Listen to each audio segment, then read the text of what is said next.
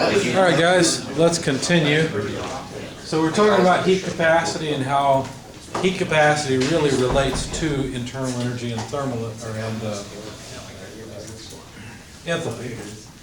Most of the time, though, when we're integrating, when we're adding up the area underneath this curve, which is really what we're doing with the integration on the last slide, when we're doing that, most of the time it's over a fairly narrow temperature range. I mean, 3,000 Kelvin is quite a temperature range for things we normally work with.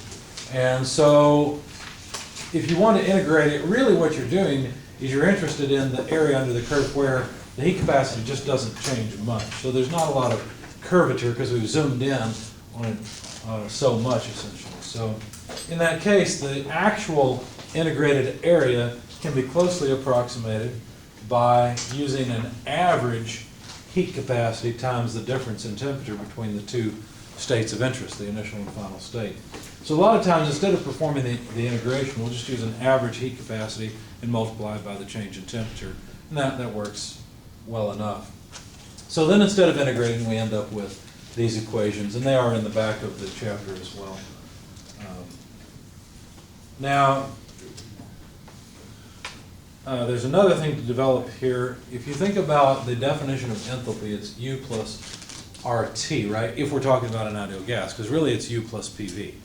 So for an ideal gas, we could write enthalpy is U plus RT. And then if we take the differential of the equation, this is what we'd end up with. Each individual term would be taking the differential, but since we've got a product here, we take the differential of each and multiply them by the other variable. Now, why don't we have a dr times T? Well, because there is no differential of the variable r. The variable r is just a constant. It's a gas constant. So from rules of calculus, when we take the differential of that product, one of them, the differential of r is always 0, so it would just go away. Now, since we can write that dH is Cp dt and we can write that du is Cv dt, we can make that substitution.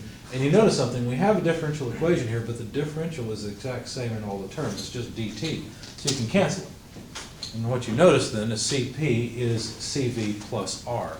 This is an interesting relationship. It'll come in handy a little bit later, but I just wanted to point it out. If you look in the back of your book at properties of various gases, not only will you find Cp and Cv, you'll also find R. They're usually shown together, and this is one of the reasons is because these all go together. So remember, before when I'll tell you that yet.